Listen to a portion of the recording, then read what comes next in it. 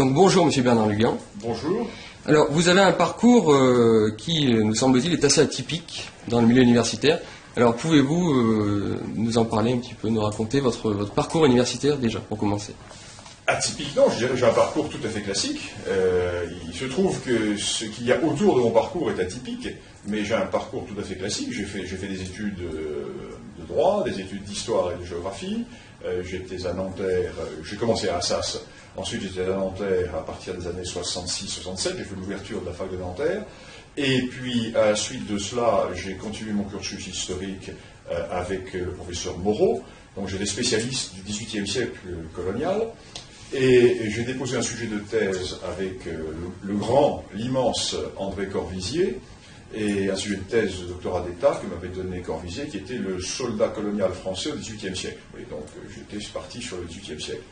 Et j'ai commencé ma thèse, je devais partir, être nommé à la Louisiane pour travailler sur un certain nombre de fonds d'archives, et puis les hasards de l'existence ont fait que je suis parti pour l'Afrique. Et là, je suis arrivé au Rwanda.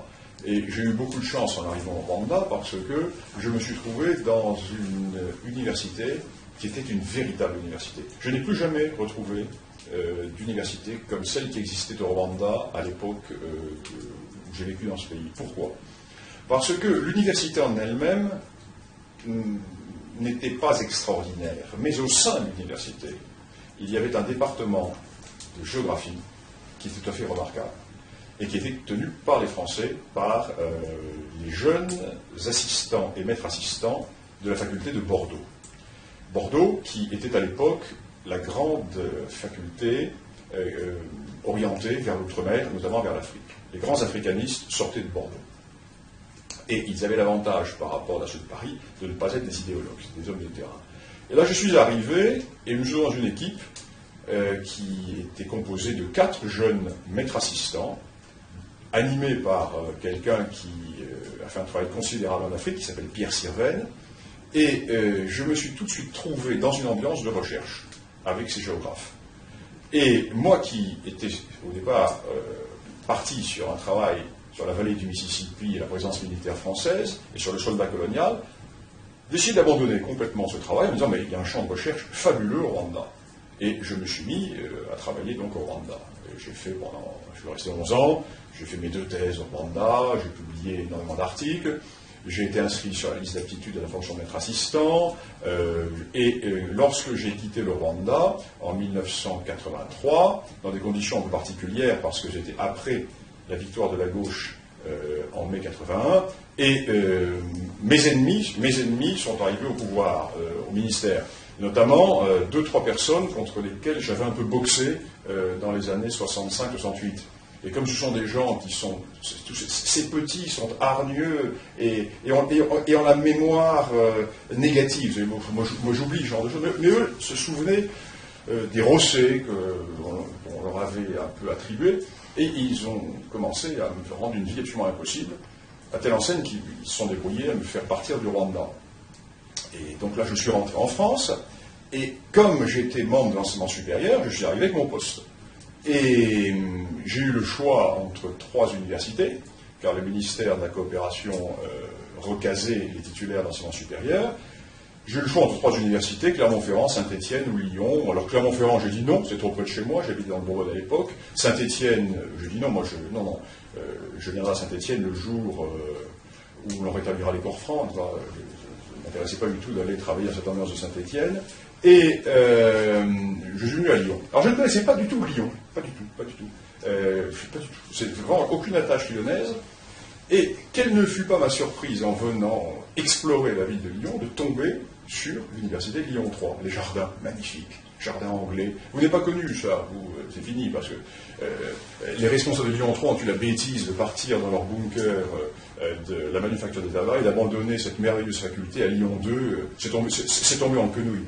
Et quand j'ai vu cette université, je me dis, mais c'est pas possible, avec ces jardins, ces bâtiments, voilà, je pose mon sac à Lyon. Et donc, comme je suis arrivé avec mon poste, les Lyonnais étaient ravis de récupérer un poste, et en plus, un africaniste, il n'en avait pas.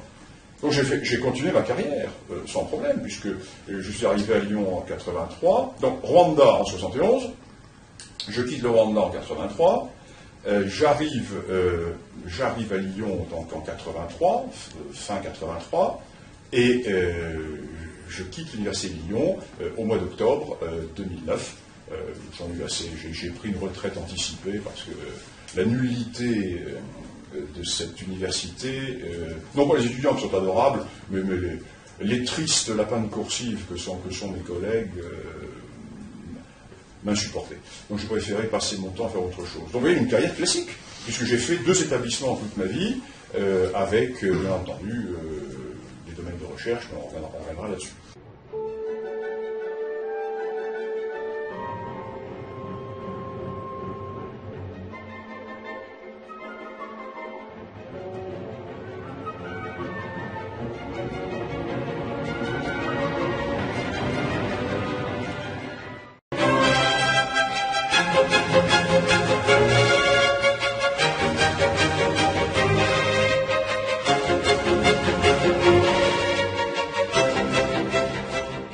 Alors d'ailleurs, pouvez-vous nous parler un petit peu des problèmes que vous avez eus avec des universitaires à propos de l'Afrique, justement, à travers les visions marxistes ou au contraire plutôt réalistes?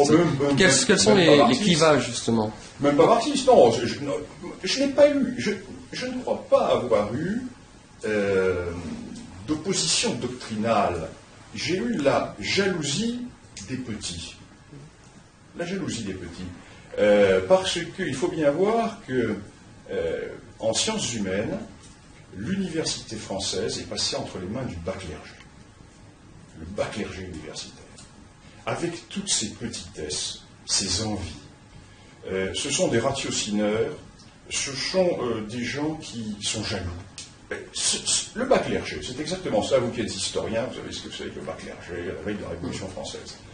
Et ce bas clergé, allié à quelques cuistres genre mandarins, qui, dans le domaine africain, ont vu le danger que je représentais. Parce que mon originalité, c'est que je suis géographe, je suis historien, je suis juriste, je suis archéologue et je suis ethnologue. Ce qui fait que je balaye un champ de disciplines qui fait que je me trouve à la confluence de toutes ces disciplines, ce qui me permet d'avoir une vision globale. En plus, à la différence des prétendus africanistes français, il y en eut d'immenses, il n'y en a plus. Le dernier est mort la semaine dernière, c'était le grand Pierre Vérin, qui était le spécialiste de Madagascar et de l'océan Indien du Mont Choli, qui est mort il y a une semaine, qui était un bon ami. J'ai eu de mon jury de thèse, etc. Donc, à la différence des africanistes français, moi j'ai une vision d'ensemble du continent. Pourquoi? Je suis resté 11 ans au Rwanda. En étant au Rwanda, j'ai travaillé sur toute l'Afrique de l'Est. J'ai travaillé pendant plus de 12 ans sur l'Afrique australe.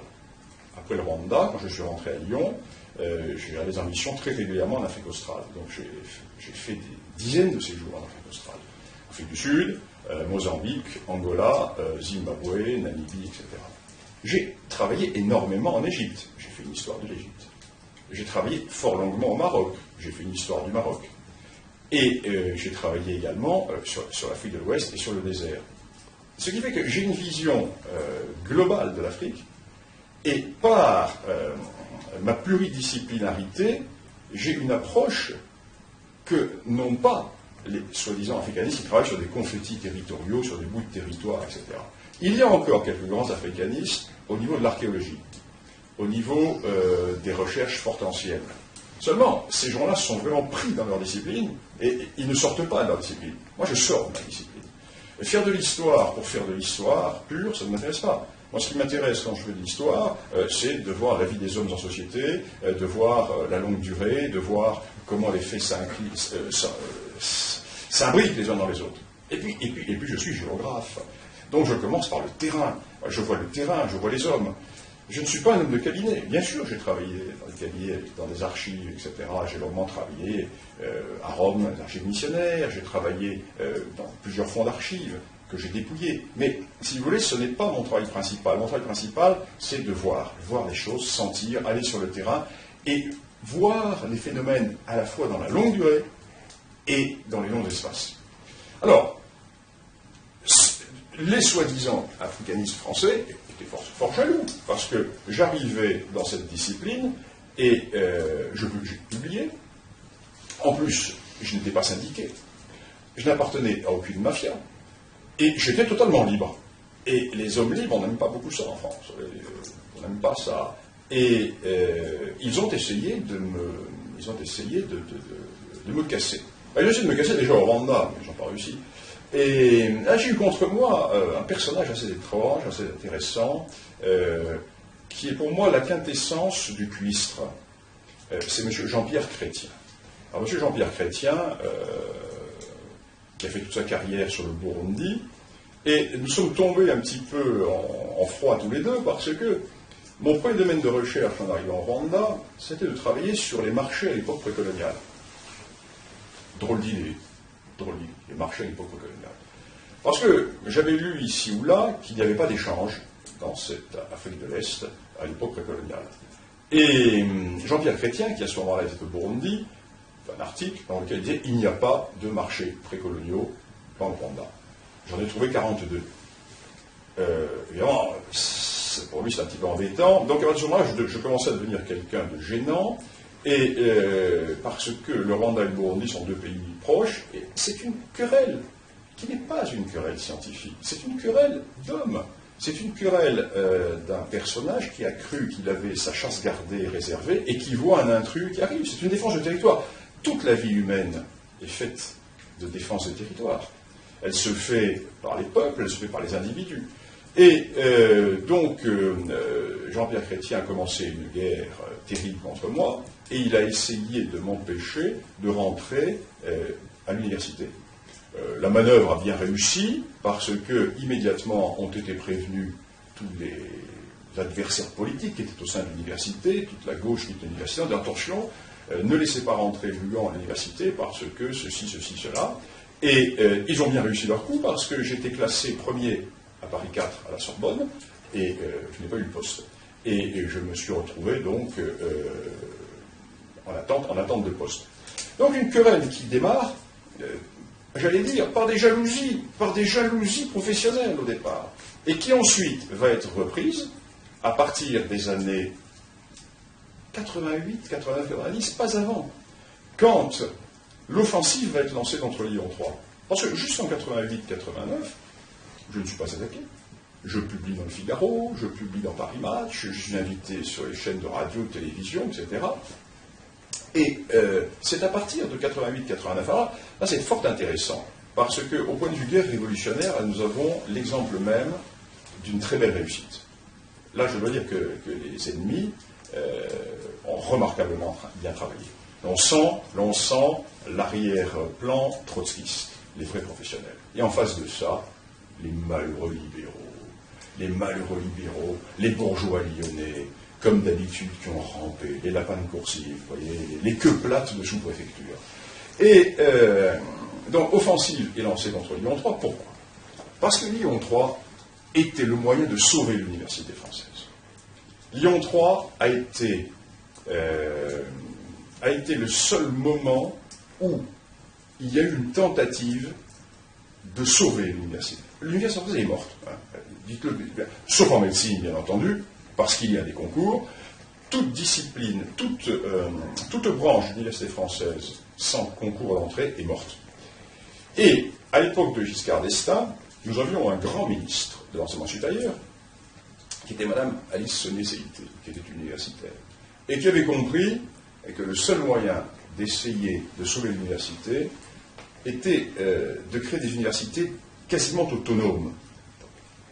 Et à Lyon, je n'y étais pas encore, j'étais en Afrique, à Lyon, le climat était devenu insupportable au sein de la fac des lettres et de la fac de droit entre les gauchistes et les non-gauchistes.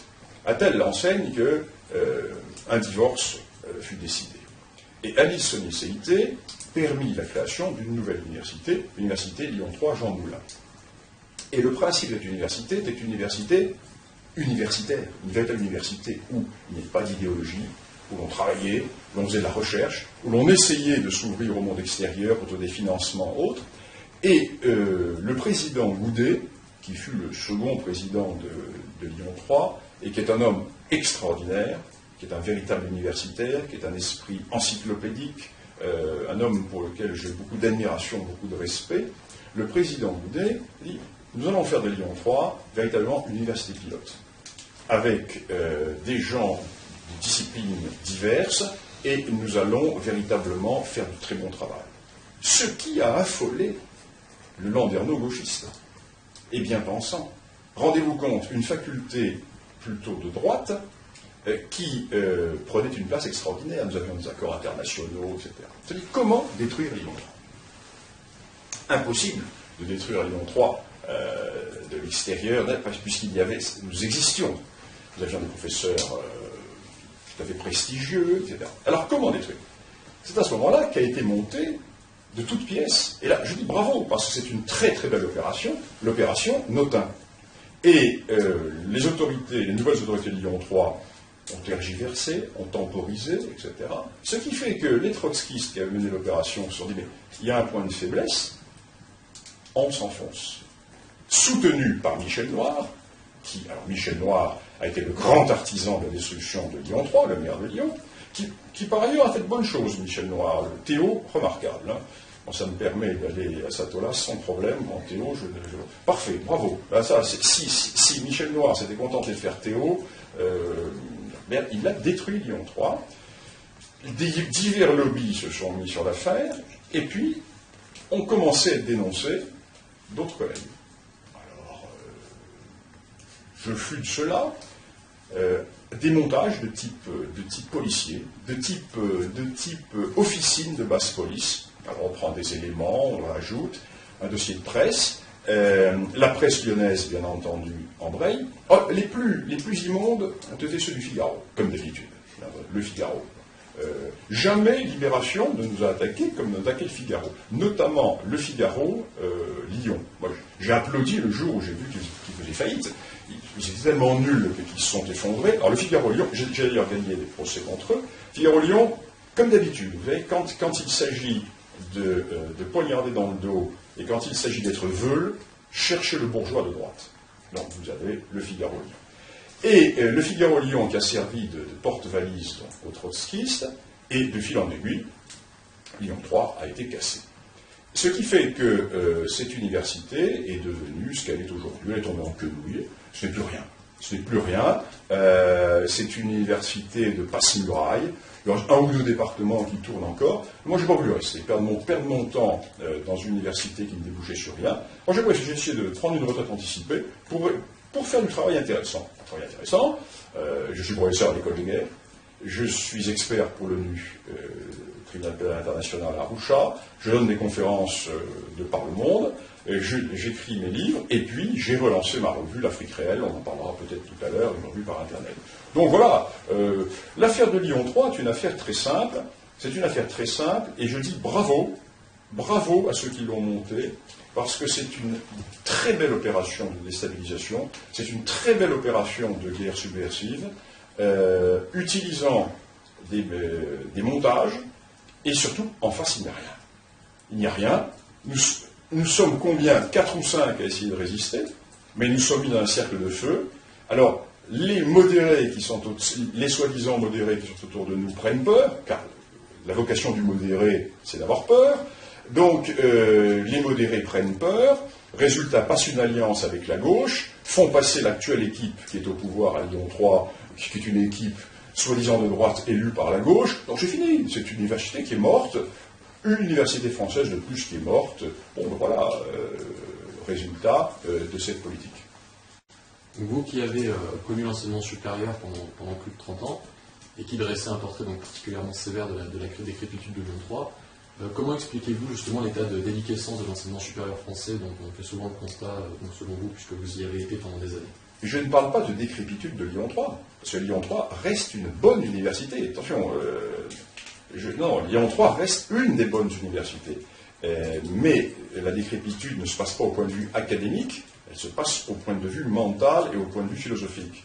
Ne mélangeons pas tout. Parce que la faculté de droit de Lyon 3 est excellente. Les départements de lettres sont très bons également. Du temps de Gilles Guyot, ce département est également excellent. Je ne sais plus ce qu'il est devenu maintenant. Non, la décrépitude de l'université française, c'est autre chose. Alors, nous oublions bien sûr la médecine. Hein. Je vous ai dit, partout où il y a un concours, nous avons de bonnes universités.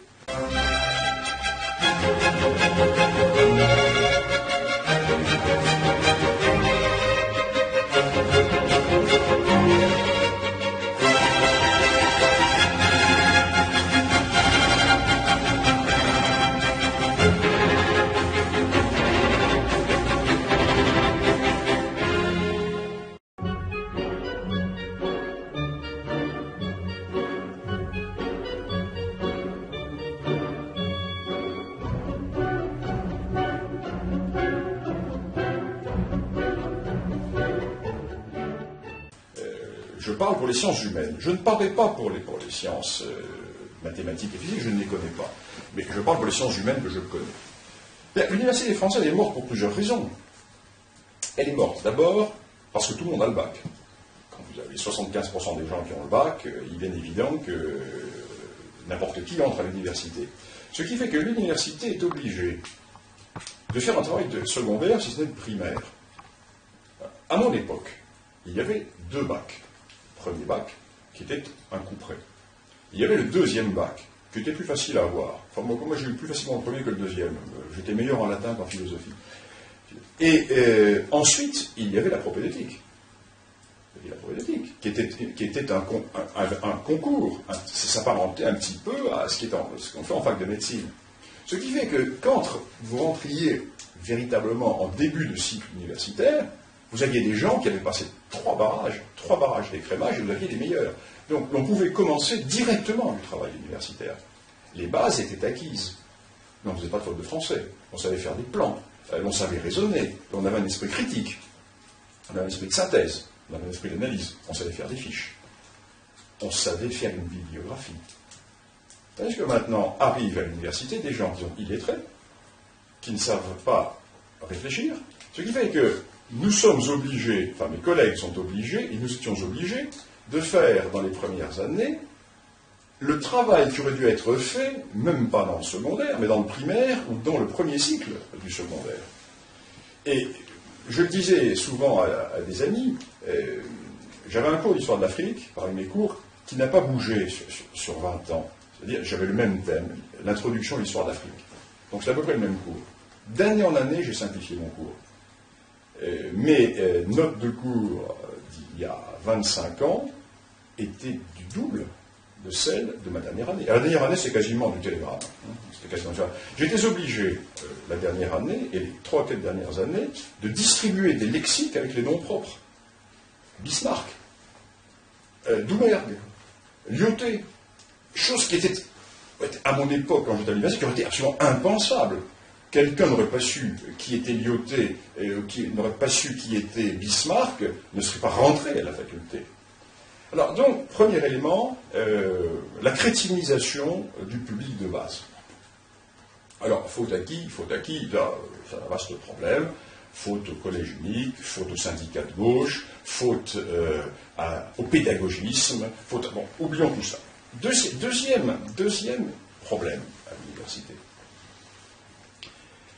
Il y a un décalage considérable entre le niveau des enseignants et le niveau des étudiants. Parce que je parle des enseignants titulaires du supérieur. Je ne parle pas des gens du secondaire qui sont détachés pour un temps à l'université et qui ont contribué, eux aussi, à tirer vers le bas l'université. Parce que le secondaire est très bien, mais ce n'est pas l'université. Ce sont 2 métiers complètement différents. Et nous avons de plus en plus à l'université des gens détachés du secondaire qui viennent. Pourquoi?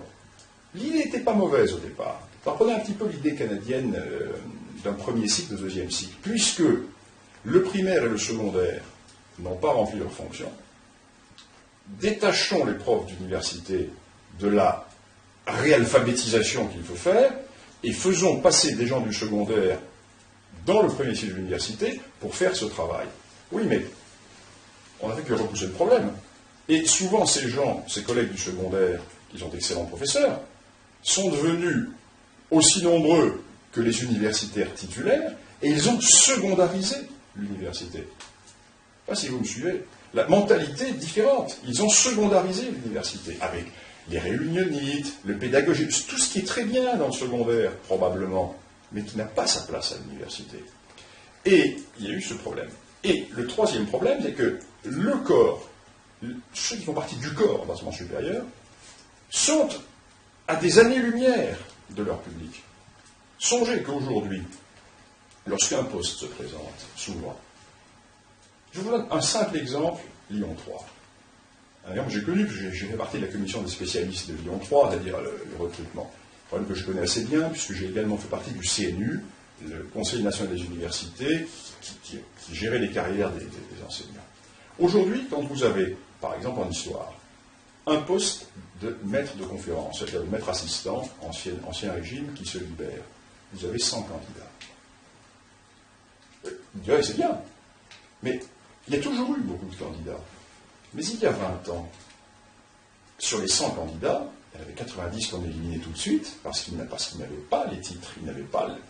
Aujourd'hui, sur les 100 candidats, vous en avez 95 qui sont agrégés, docteurs, qui ont des publications, et vous avez là-dedans un noyau dur qui sort de Normal Sup. Donc, il y a, si vous le voulez, une inflation de gens compétents, de gens surtitrés, qui se battent pour avoir un poste sur lequel ils vont s'encrouter toute leur vie. Imaginez qu'ils aient utilisé cette intelligence et ces diplômes pour faire autre chose, pour rentrer dans le privé ou autre. Ces gens seraient capitaines d'industrie, capitaines d'entreprise. Ils ont une vocation absolument admirable. Et ces gens surtitrés, surdiplômés, vont rentrer, quand ils auront la chance de rentrer à l'université, et ils vont être à 1000 années-lumière du public auquel ils ont enseigné. Je vais vous donner encore un exemple. Une des raisons pour lesquelles j'ai quitté l'université. Durant mes 10 dernières années à l'université, à aucun moment, je n'ai eu besoin de faire un effort pour mes cours, même au niveau de l'agrégation. Même au niveau de l'agrégation.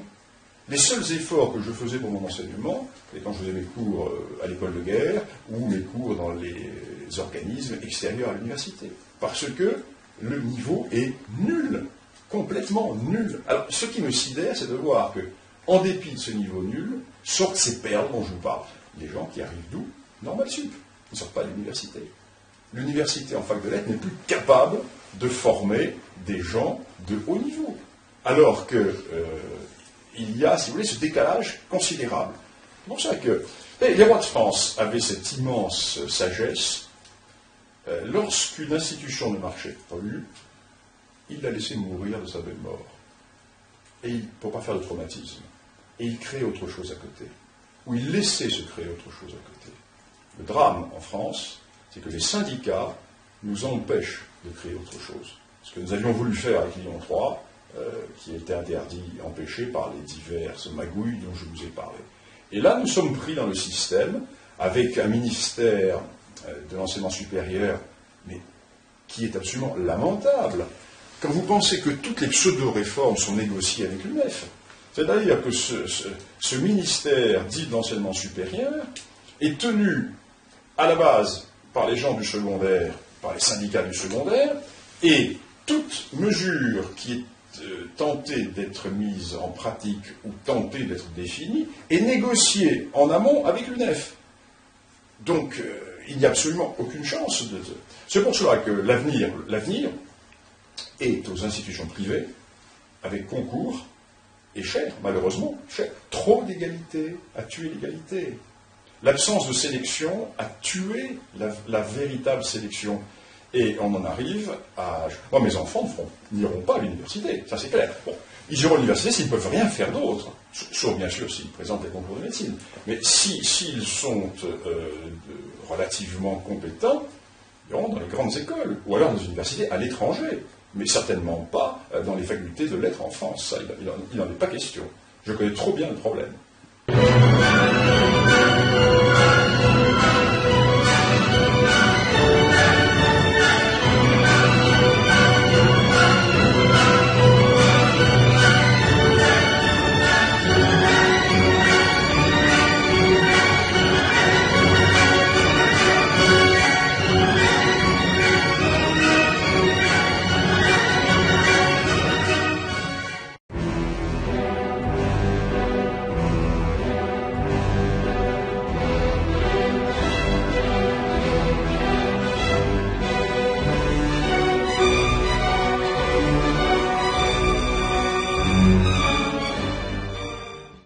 Alors, l'on entend souvent qu'il y a des querelles et une dichotomie doctrinale, justement, notamment sur l'Afrique, à propos de chercheurs de gauche qui auraient une vision de l'Afrique biaisée et engluée dans une bien-pensance qui, justement, les empêcherait de voir la réalité africaine.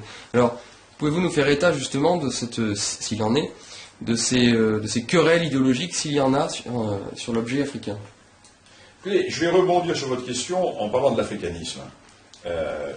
Il n'y a plus d'africanisme en France. Il y en a eu. Il y en a eu.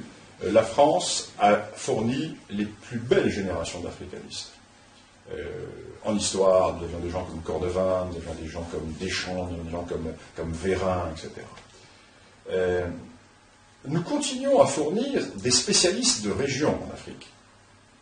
Attention, ne confondons pas tout. Nous avons d'excellents spécialistes de petites zones. Parfait. Mais pour moi, ce ne sont pas des africanistes. L'africanisme, par définition, c'est le spécialiste du continent africain. Et ce n'est pas parce que vous avez passé 40 ans à travailler sur la vallée du fleuve Sénégal que vous êtes africaniste. Vous connaissez bien la vallée du fleuve Sénégal et une partie du Sahel. Et vous ne connaissez pas l'Afrique des Hautes-Terres, ni l'Afrique australe, ni l'Afrique de la Corne, etc.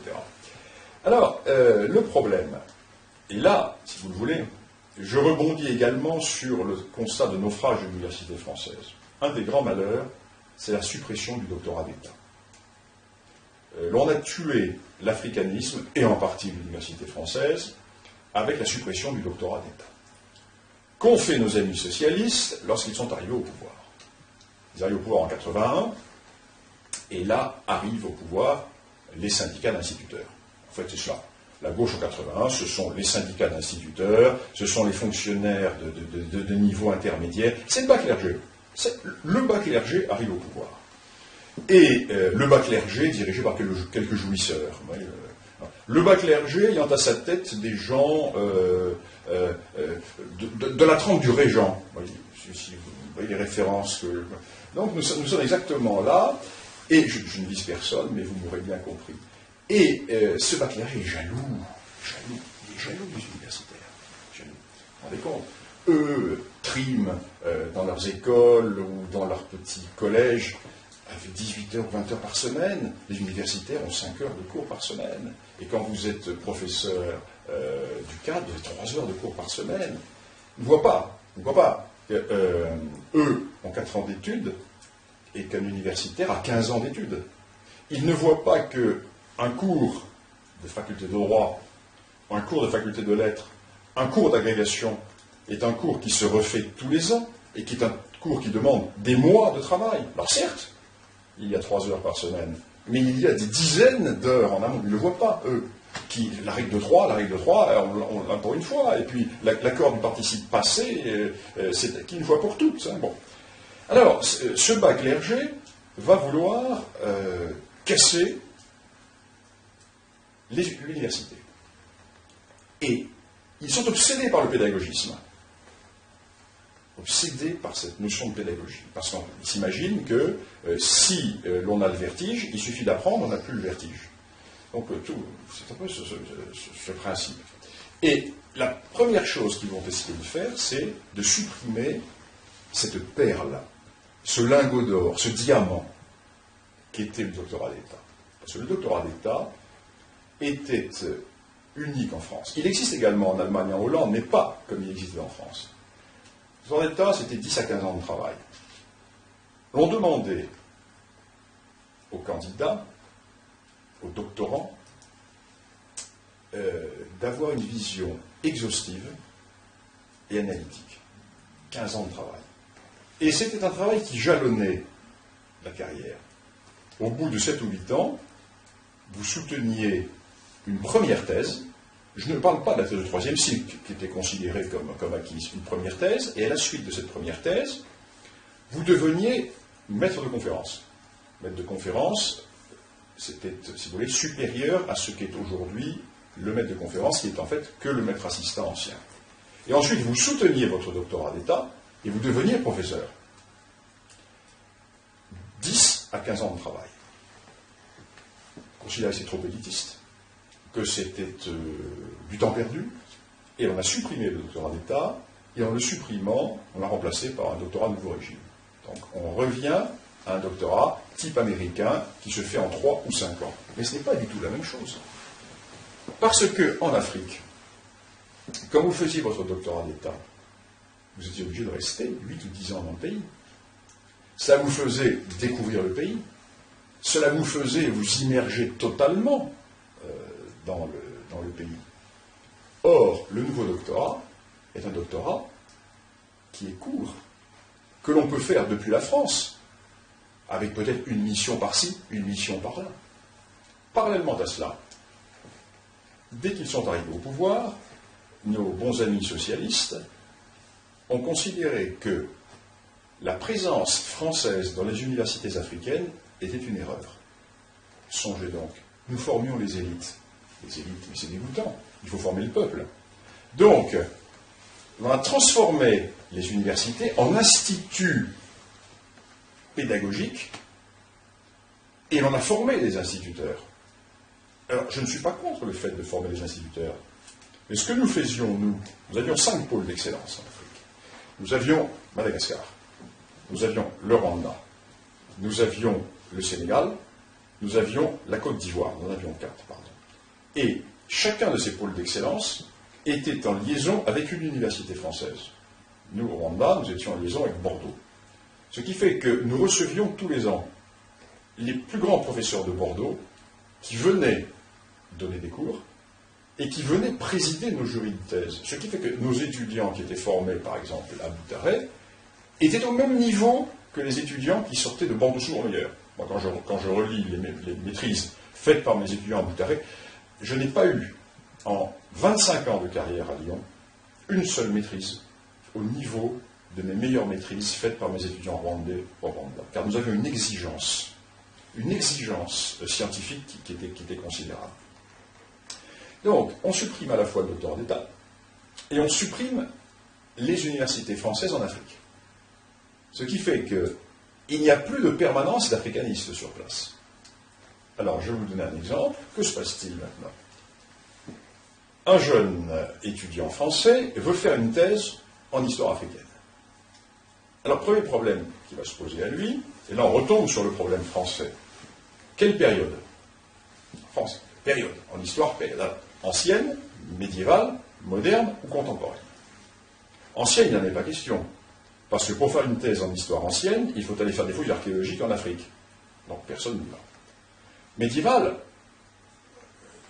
c'est difficile, sauf si on travaille sur l'Afrique du Nord, mais c'est un autre type de travaux.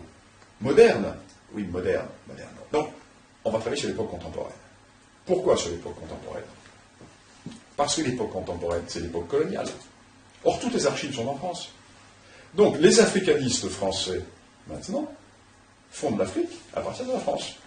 Les fonds d'archives sont à Aix-en-Provence, ils sont dans 2-3 centres en France, ce qui fait que vous pouvez avoir une carrière africaniste avec 50 publications sans jamais avoir mis les pieds en Afrique. D'ailleurs, si vous travaillez sur la grève des dockers du port de Dakar en 1928, vous n'avez pas besoin d'aller sur le terrain. Vous avez tous les papiers, tout est à Aix-en-Provence ou dans les divers instituts français. Ce qui fait que nous avons un décalage complet entre l'africanisme théorique et on en arrive à des aberrations. Ce qui fait que... Je consultais récemment les derniers, pour le besoin d'un article que j'ai écrit pour la Nouvelle Revue d'Histoire, excellente revue, et je consultais un peu les thèses déposées ici ou là. Et j'étais sidéré de voir que les thèses d'histoire africaine sont des thèses de sociologie, mais de mauvaise sociologie. Par exemple, la situation de la femme à l'époque coloniale au Sénégal, la grève des dockers du port de Dakar, ou plus insolite encore, là, j'ai beaucoup ri quand j'ai vu cela, des Algériens dans le Paris gay des années 1930, la sexualité entre hommes sous le regard de la police. Ah, c'est excitant pour la jeunesse, ça c'est un sujet qui ouvre sur l'Afrique, ça c'est évident. Alors, voilà l'africanisme français. Mon sujet de thèse avait une autre allure. Entre les servitudes de la houe et les sortilèges de la vache, le monde rural dans l'ancien Rwanda. Ça a davantage de cuisses, vous ne trouvez pas? Que la sexualité entre hommes se regarde de la police dans le Paris gay des années 1930, ou la situation de la femme à l'époque coloniale à Dakar. Alors voilà où en est ce pauvre africanisme français, c'est tout simplement ça. J'en reviens toujours, la victoire du bas clergé. Et des cuisses. C'est comme disait marchand de latin, pédagogue, je vouais. Mais Victor Hugo avait déjà vu beaucoup de choses. Mais voilà, je n'ai rien d'autre à dire. Mais attention, je ne crache pas dans la soupe.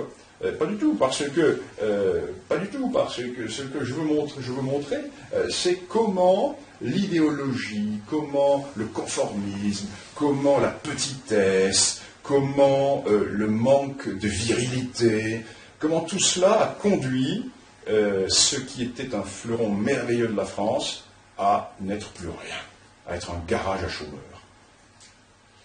Et sur l'aspect idéologique, comment l'avez-vous ressenti dans les études africaines? L'aspect idéologique qui est venu après 68 et éventuellement après 81 dans les universités. Est-ce que vous ressentez avec prégnance une puissance idéologique bien pensante dans le domaine africain, dès avant 68. Alors, autre élément qui a contribué à détruire l'africanisme français, c'est que dans le contexte des guerres anti-impérialistes et des guerres coloniales, l'africanisme est devenu non plus une science, mais un moyen de guerre révolutionnaire. Ce qui fait que l'africanisme a été pris en main par toute une école, que l'on va appeler marxiste, post-marxiste ou tiers-mondiste, et qui a utilisé l'africanisme dans son entreprise de culpabilisation de l'Europe et du monde blanc en général. Ensuite, après l'indépendance, le marxisme s'est lentement effondré. Certes, reste ici quelques buts témoins de cette pensée post-marxiste, Catherine Cockry-Vidrovitch et autres, enfin, sont des has-beens, c'est fini, c'est terminé, on passe à d'autres générations. Et la prégnance est tout de même restée. Alors la prégnance est tout de même restée selon deux axes. Un, la culpabilité de l'Europe, mais les travaux de Marseille, les travaux de Lefebvre, etc., ont remis ça en perspective. Donc va rester comme élément la traite. Oui, mais la traite, les travaux des uns et des autres, notamment les travaux anglo-saxons, ont remis ça également en perspective. Alors ne va rester en fait qu'un élément, c'est l'ethnisme. Ils vont se raccrocher à cela en disant, ils ne peuvent pas nier l'existence des ethnies, parce qu'il faudrait se crever les yeux. Mais ils vont essayer de faire passer l'idée selon laquelle les ethnies ont été créées par la colonisation. Donc, s'il y a des luttes ethniques aujourd'hui en Afrique, et si l'Afrique se détruit et souffre de cela, ben, c'est encore un legs de la colonisation. Alors, j'emploie toujours l'image suivante. Écoutez, c'est aussi aberrant que si l'on disait que le problème breton ou le problème basque ont été créés par l'occupation allemande de 1940. C'est exactement la même chose. Et donc, si vous voulez, ça va sauter, ça aussi. Mais comme c'est le dernier élément sur lequel les post-marxistes, les tiers-mondistes, etc. s'accrochent, ils s'accrochent dessus, ils s'y accrochent avec une virulence extraordinaire. Alors pensez donc, moi qui ai une approche ethnique, moi je pars du réel, je ne dis pas, loin de là, que tout s'explique par l'ethnie. Attention, attention. Je dis que rien ne s'explique sans l'ethnie. C'est autre chose. Et donc, arrivant dans cet africanisme, en mettant en avant cette réalité ethnique, eh bien, ils ont essayé de mettre autour de moi le cercle de feu. Alors, certes, ils ont réussi à ralentir ma carrière. Je n'ai pas eu la carrière que je comptais avoir, mais moi je ne suis pas un carriériste. Je ne suis pas rentré dans ce métier pour faire carrière. Au départ, je devais être avocat. Mon père avait un grand cabinet d'avocats à Paris, il voulait que je prenne sa suite, etc. J'ai choisi le métier que j'ai choisi pour d'autres raisons. Donc je ne suis pas carriériste et je ne suis pas un homme d'argent. Donc, qu'ont-ils pu faire contre moi? Me retarder dans des évolutions de ma carrière? M'embêter? Nerveusement, parce que j'ai fait beaucoup de boxe française, je suis un combattant. Peuvent pleuvoir grenades et gravats. Ça ne me gêne pas du tout. Au contraire, le combat me stimule. Non, ce qui s'est passé, c'est que pendant 10 ou 15 ans, effectivement, mon approche intellectuelle de l'Afrique a été mise sous le boisseau. Et maintenant, c'est fini. C'est fini. C'est eux qui meurent. Alors que mes propositions sont en train de se développer. Car maintenant, tout le monde reconnaît que cette approche est une approche réaliste.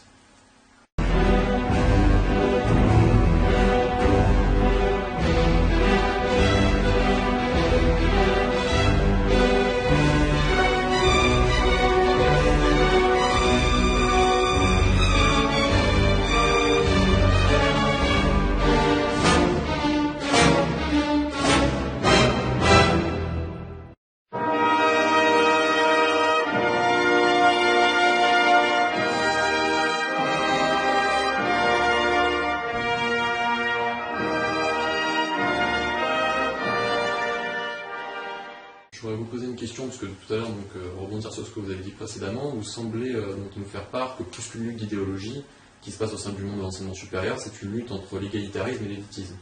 L'élitisme qu'on peut peut-être dire que c'est une valeur de droite au sens noble du terme.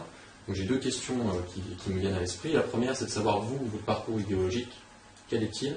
Et deuxièmement, est-ce que pour vous, l'élitisme fait partie d'un corpus dit de droite noble qui tombe dans des désuétude? Il y a eu des élites républicaines dites de gauche pendant toute l'époque de la Troisième République. Moi, je ne suis pas républicain. Pardon. Non, je n'ai rien contre la République romaine. Je ne suis pas démocrate, c'est différent. Mais je reconnais que la Troisième République a nourri des élites tout à fait remarquables. Des élites intellectuelles, des élites civiques, des élites militaires, des élites scientifiques. Donc, je n'attacherai pas forcément l'élitisme à une famille politique ou à une autre. Deuxième élément, deuxième question que vous me posiez, c'était la question de l'égalitarisme. Oui, l'égalitarisme est une notion excessivement dangereuse. L'égalité n'existe pas, c'est bien évident.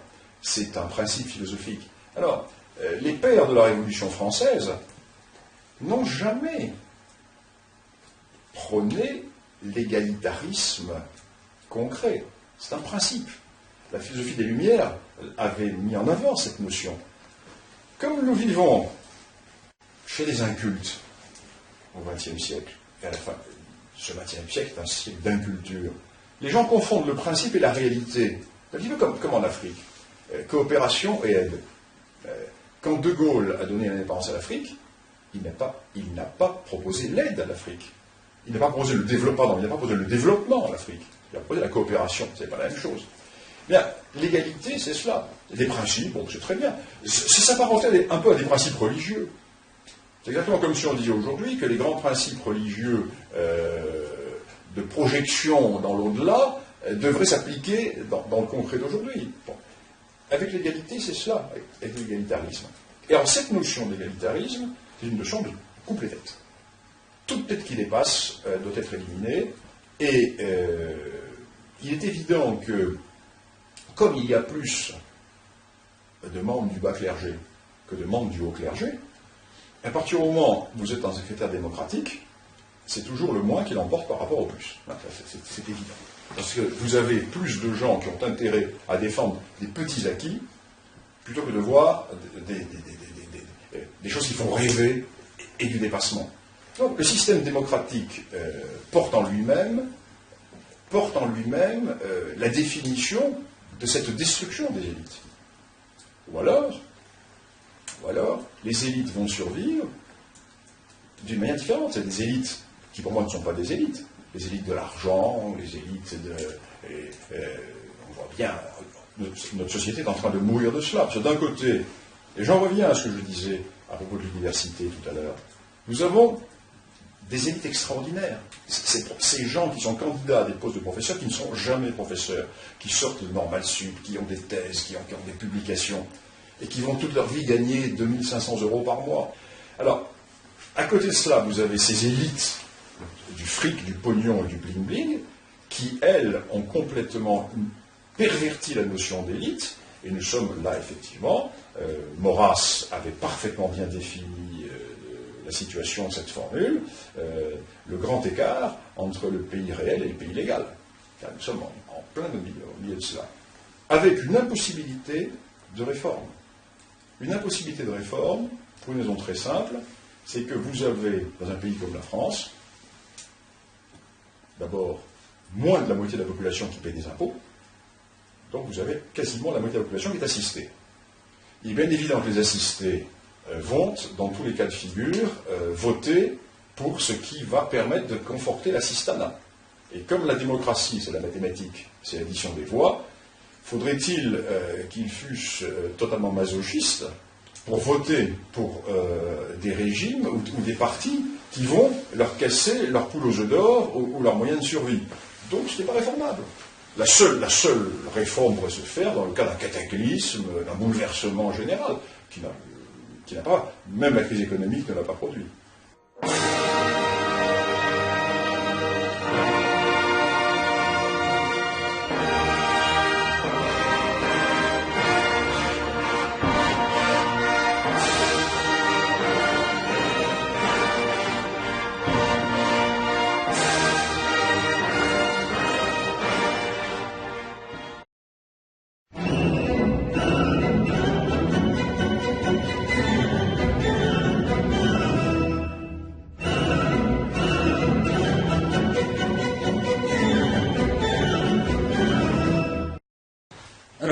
Vous avez participé, il nous semble, aux événements de mai 68, donc en tout cas vous l'avez vécu... Oui, de l'autre côté de la barrière. Voilà, de l'autre côté de la barrière. Et vous l'avez vécu, vous étiez à Paris donc à cette époque et dans l'université. Ah, j'étais même à Nanterre. Oui, voilà. Donc comment est-ce que vous avez vécu déjà ces événements et puis comment est-ce que vous analysez les répercussions que ces événements ont pu avoir sur les 40 dernières années, tant dans le monde universitaire que dans le monde politique, culturel, en France? Là, vous me posez plusieurs questions. Mai 68, je l'ai vécu... le manche de Cornouillet à la main. À l'époque, j'étais responsable du service d'ordre de l'Action française. Et l'Action française, qui aujourd'hui est un mouvement un peu oublié, mais qui, dans les années 66-70, avait le meilleur service d'ordre sur Paris. Et c'était vraiment un très bon service d'ordre. Et j'en étais le responsable. Je l'avais créé et j'en étais le responsable. Donc, j'étais à Nanterre. J'ai commencé mes études de droit donc à Assas. Et comme ma famille habitait à Saint-Cloud, lorsque la faculté de Nanterre a été créée, il y a eu le rattachement géographique, donc j'ai dû passer d'Assas à Nanterre, parce que les Hauts-de-Seine. Et donc j'étais à la fois en droit, j'ai abandonné le droit au bout d'un moment, et j'étais en histoire. Tout est parti de Nanterre, et je dois dire que là encore, chapeau aux trotskistes, parce que là nous avons affaire à des vrais politiques. Parce qu'ils étaient très minoritaires à Nanterre. Nanterre était la faculté la plus bourgeoise de France. Saint-Cloud, Neuilly, Versailles, tous ces quartiers bourgeois et les rejetons de la bourgeoisie, ce sont les rejetons de la bourgeoisie friquée et de l'époque gaulliste qui vont permettre, non pas au mouvement de naître, mais qui vont lui donner son assise territoriale et humaine. Je me souviens très bien de Madame de Panafieux, fille du ministre Missoff, qui à l'époque était étudiante avec nous, qui représentait tout à fait la quintessence de la grande bourgeoisie qui va se laisser aller à ses idées à la mode, n'est-ce pas, les idées ouvertes. Et nous étions majoritaires.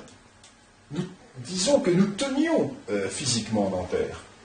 Les gens comme Cohn-Bendit et les autres, nous voyions souvent, étaient tout à fait minoritaires.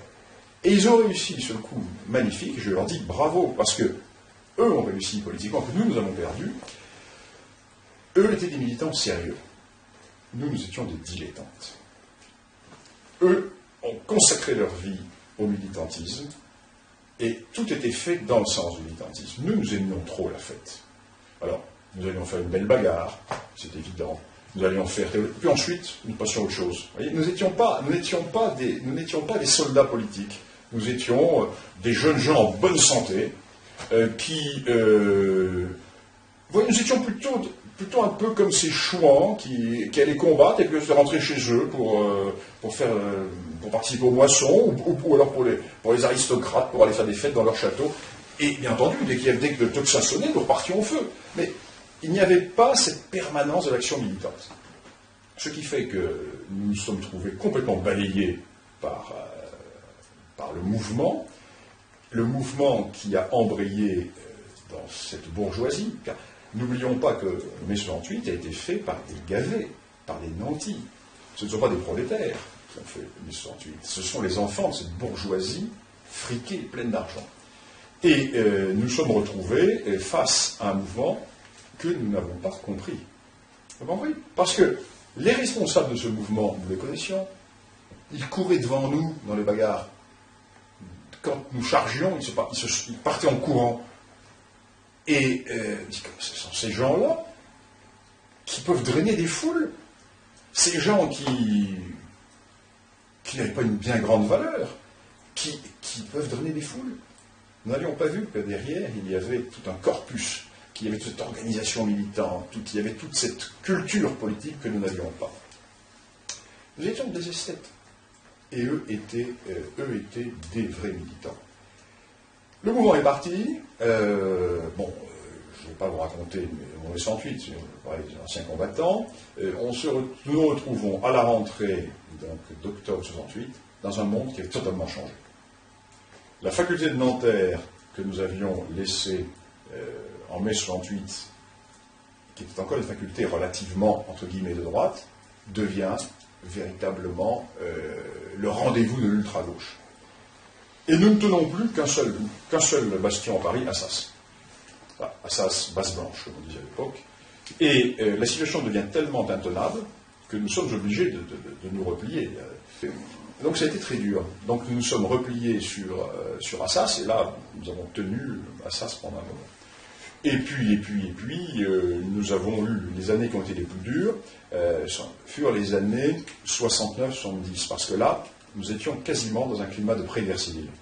Parce que nous avions les services d'ordre des divers mouvements gauchistes en face de nous, et nous avions, notre mouvement l'Action française, ensuite sont créés d'autres mouvements, mais nous étions particulièrement efficaces sur le quartier latin, et là, nous avons fait beaucoup de militantisme, beaucoup d'actions. Et puis ensuite, moi, je suis parti. Et l'évolution, je suis parti en Afrique, et l'évolution, j'ai arrêté la politique en 71.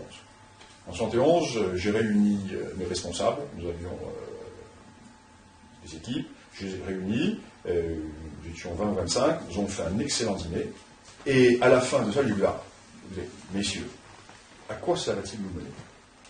Ou bien nous basculons dans la situation italienne, à ce moment-là c'est la guerre civile, ou bien mettons l'énergie que nous mettons à cela, à nos carrières professionnelles. Et puis voilà, nous avons en face de nous la marée, nous sommes en train de vider la mer à la petite cuillère. Effectivement, de temps en temps, nous remportons telle ou telle bataille sur le terrain, mais nous avons perdu.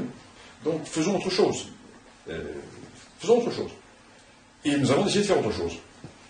Et sur les 25 ou 30 qui étions là, les carrières furent superbes. À la fois dans tous les domaines. Je ne vais pas donner de nom, bien entendu, parce que certains sont encore en activité, disons, dans tous les domaines. Et ce qui prouve que nous avions un vivier de gens de qualité.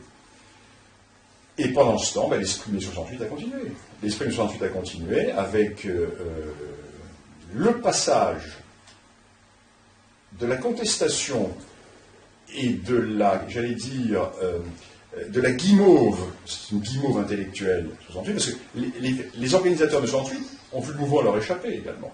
Il est évident que les trotskistes purs et durs, etc., ont vu ce mouvement s'embourgeoiser, et l'évolution de ce mouvement s'est produite 20 ans plus tard, avec les ligues antiracistes, avec Touche pas à mon pote, avec la dernière phase de mai 68, c'est-à-dire la politique consistant, puisqu'il n'y a plus de prolétariat en France, et puisque le prolétariat a disparu, de remplacer le prolétariat français par un autre prolétariat, toujours le mythe, vous voyez, le mythe, et la lutte contre l'enracinement par le transfert de population. Et donc, les héritiers de mai 68 sont ceux qui, les vrais héritiers de mai 68, sont ceux qui, aujourd'hui, continuent. Je ne parle pas de ceux qui sont enrichis, hein, ceux qui ont des belles montres, des belles voitures, etc. Je ne parle pas de ceux-là. Ceux-là sont passés de l'autre côté, ils se sont embourgeoisés. Mais les véritables héritiers de mai 68 sont ceux qui militent aujourd'hui dans tous les mouvements de soutien aux gens du voyage, le soutien des sans-papiers, des mal logés, etc. Voilà, ça c'est la pointe avancée de ce qui reste du mouvement de mai 68. Autrement, il est évident que c'est un échec total, mai 68, mais qui a perverti en profondeur les élites françaises. Ça n'a pas touché, entre guillemets, le peuple, ça a touché les élites françaises. Les élites françaises sont mises à ne plus croire à rien. La notion de hiérarchie a disparu, la notion d'autorité a disparu, les pères ont accepté de se faire insulter par leurs fils, tout se valait, il n'y a plus de hiérarchie, tout vaut tout, il n'y a plus de principe d'autorité. Voilà le résultat de mai 68. C'est un résultat qui est terrible, parce que je ne vois pas comment une réaction peut se faire alors que nous en arrivons dans la 3e génération de gens décérébrés par ce principe du laisser-aller, du tout vaut tout, de la jouissance immédiate, etc.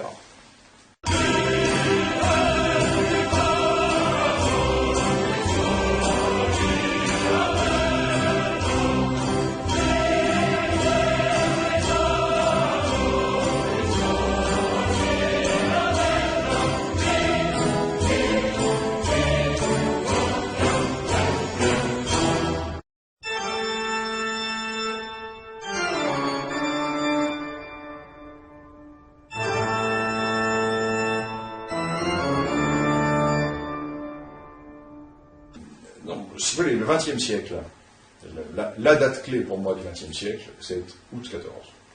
C'est la guerre de 14, c'est la guerre civile européenne, c'est la fin de la vieille Europe, c'est la fin des monarchies européennes, c'est la fin de nos sociétés, c'est le triomphe de l'Amérique. Parce que qui est le vainqueur de la guerre de 14? C'est l'Amérique. À partir de ce moment-là, avec l'esprit américain, mais non pas l'esprit sudiste, qui est un esprit un esprit respectable et qui est le mien, avec l'esprit nordiste, l'esprit mercantile, l'esprit bourgeois, au mauvais sens du terme. Hein. Je ne parle pas des grandes sociétés bourgeoises, je parle des travaux de l'Estoquois, je parle des bourgeois non, je parle des bourgeois au sens méprisable. Et alors, donc, c'est cela, c'est cet esprit qui intervient. Donc, 14, c'est la fin de l'Europe. La guerre civile, les meilleurs des deux côtés sont tués. Pour quel profit? Pour le profit des banques new-yorkaises. Et pour le profit l'Amérique. Et ensuite, on remet une deuxième couche en 40. Parce que, comme le cadavre bougeait encore, donc il faut finir d'achever l'Europe. Alors, le deuxième conflit mondial finit de l'achever, avec en plus, encore plus grave, un partage du monde qui va se faire au lendemain du deuxième conflit mondial, qui va se faire entre les deux vainqueurs. Il n'y a plus uniquement le libéralisme américain, mais il y a le communisme. Et l'Europe va survivre à tout cela. Donc voilà, c'est grand. Tout le reste n'est que conséquence de cela. Tout le reste n'est que conséquence de cela. Et je vous renvoie à l'excellent livre fondateur de Dominique Vénère, Le siècle de 1914.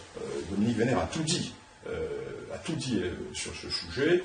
Et c'est pour cela que toute renaissance ne peut se faire qu'avec un regard sur l'arrière. Vous me direz, un fleuve ne remonte pas à sa source. C'est vrai. Moi, je vous répondrai qu'un malade est content de retrouver son état antérieur qui est à la bonne santé. Donc, il faut revenir en arrière et il faut faire un peu comme quand vous voulez construire un pont. Quand vous voulez construire un pont, si vous construisez sur de la boue, ça ne tient pas. Il faut trouver la roche en place, hein, le bedrock. Et le bedrock, c'est l'Europe d'avant 14. Il faut, d'une manière ou d'une autre, retrouver les valeurs aristocratiques. Les valeurs aristocratiques de l'Europe d'avant 14. Aristocratiques au sens, nous sommes bien compris, je ne parle pas des poudreux de l'Ancien Régime. Hein. Quand je vois ça, souvent je dis vivre au Robespierre. Je ne parle pas des poudreux de l'Ancien Régime, je parle de l'esprit aristocratique européen. Et il nous faut retrouver l'esprit Corfran, il faut trouver tout cet esprit-là. Alors, existe-t-il encore cet esprit? Je crois que oui. Et si vous voulez, moi je suis très optimiste. Je suis très optimiste parce que dans le monde torve et veule, se lèveront toujours des hommes pour combattre. Et regardez ce qui s'est passé dans l'Allemagne effondrée de 1918. Se sont levés les corps francs. Regardez ce qui s'est passé dans l'Espagne dans l'Espagne des années 35, on oublie une chose, c'est que dans l'Espagne des années 35, le terrorisme de gauche était incroyable. Les gens de gauche assassinaient les gens de droite. Regardez, se sont levés, se sont très peu nombreux. Et il y aura forcément une réaction. Je ne crois pas dans les élites. Alors, je ne crois pas du tout à la réaction dans les élites bourgeoises. Parce que même s'ils voulaient réagir, ils sont trop conformistes. Ils sont conformistes. Il y a le camp d'Iraton, il y a la messe du dimanche, il y a le repas chez la belle-mère. Il y a les vacances à la Baule. Non, il y aura une réaction. Alors vous me direz, oui, mais il n'y a plus de prolétariat, il n'y a plus de paysans. D'où va venir la réaction? Elle va venir de ce monde des petits cols blancs, déracinés. Ces petits cols blancs qui un jour ou l'autre vont dire c'est plus possible et se lèveront. Se lèveront les hommes qui vont combattre. Car, dites-vous bien, et là je vous parle avec le regard de l'historien, dites-vous bien que la situation actuelle ne peut pas durer. Nous vivons dans le chloroforme, nous vivons dans la ouate, nous vivons dans le coton. Nulle part, dans l'histoire de l'humanité, nous n'avons d'exemple de peuple n'étant plus maître chez lui. Un peuple, une terre. Pour le moment, le phénomène est un phénomène qui... Je vous donne, sur regard de l'historien, dans l'histoire, c'est l'histoire. Ou alors, le peuple devient esclave. Bien sûr, ça arrive. Le peuple devient esclave. Mais je ne crois pas, je ne crois pas à cela. Parce que l'Europe, qui a tout inventé, toutes les grandes inventions de ce siècle sortent de l'Europe, toutes les grandes constructions intellectuelles sortent de l'Europe, toutes les grandes constructions idéologiques, et même celles qui sont mortifères et destructrices. L'Europe est créatrice. Et l'Europe créatrice ne peut pas se laisser aller à cette situation de déliquescence actuelle. Il va forcément y avoir quelque chose, et votre génération va être une génération qui devra se battre. Moi, ma génération est finie. Nous avons transmis. Nous nous sommes battus. Nous avons perdu les combats, mais nous ne pouvions que les perdre. Nous étions tellement minoritaires. Nous avions contre nous le conformisme gaulliste. Nous avions contre nous la puissance communiste. Nous avions contre nous l'indolence bourgeoise. Et nous avions contre nous l'esprit du temps. Et nous étions 200. Nous étions 500. Nous nous sommes battus, nous avons fait ce et nous avons transmis. Notre génération a transmis. Maintenant, à vous de vous battre. Alors pour nous battre, il nous faut des modèles, justement. Alors, quels sont pour vous les modèles aristocratiques, une éthique aristocratique qui peut nous inspirer, justement? En tout cas, quels sont vos modèles à vous? Je dirais que c'est difficile, c'est un problème syndicat. Plus c'est en nous. Plus c'est en nous. C'est-à-dire que nous avons, nous, Européens, nous sommes le produit d'une longue histoire. Nous sommes le produit de milliers d'années d'histoire. Les Européens, par le passé, ont montré de quoi ils étaient capables. Les Européens ont été capables, à quelques centaines, de se lancer dans la croisade. Ils ont été capables, à quelques dizaines, regardez Pizarre, regardez Cortés, à quelques dizaines, sans armes à feu.